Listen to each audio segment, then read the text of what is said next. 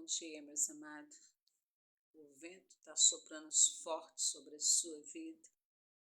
Se o vento estiver soprando forte sobre a sua vida, como estava soprando forte quando Jesus estava no barco com os seus discípulos, o vento era tão forte que fazia com que as ondas açoitassem o barco, ou seja, batesse forte no barco, a ponto de fazer com que o barco balançasse para lá e para cá. De repente a sua vida está assim, balançando para lá e para cá, por causa do vento, dos ventos que você tem enfrentado. Mesmo Jesus estando dentro do barco, Jesus estava dentro do barco com os discípulos, mas ainda assim, o barco estava sendo açoitado pelas ondas, levado de um lado para o outro. E às vezes a nossa vida também está assim, sendo levada de um lado para o outro. Mas eu tenho uma solução para a tua vida. Jesus. Jesus é aquele que acalma a tempestade.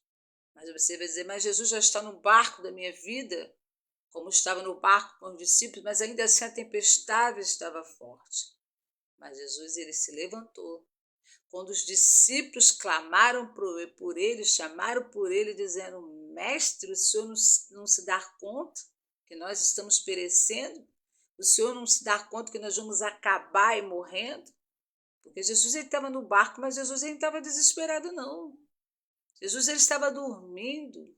E os discípulos se sentiram incomodado, vendo Jesus, como é que pode ele estar tranquilo e a gente aqui apavorado e Jesus lá dormindo, na maior tranquilidade, meu amado?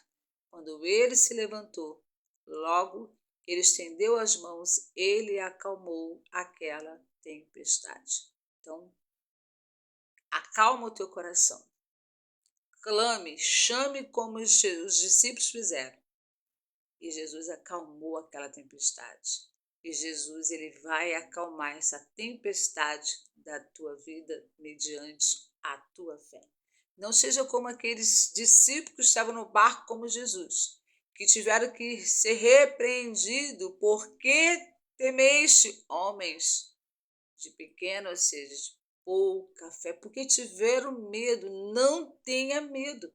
Se o teu barco estiver balançando para lá e para cá, não tenha medo. Creia que Jesus ele vai acalmar essa tempestade na tua vida. Beijo no coração.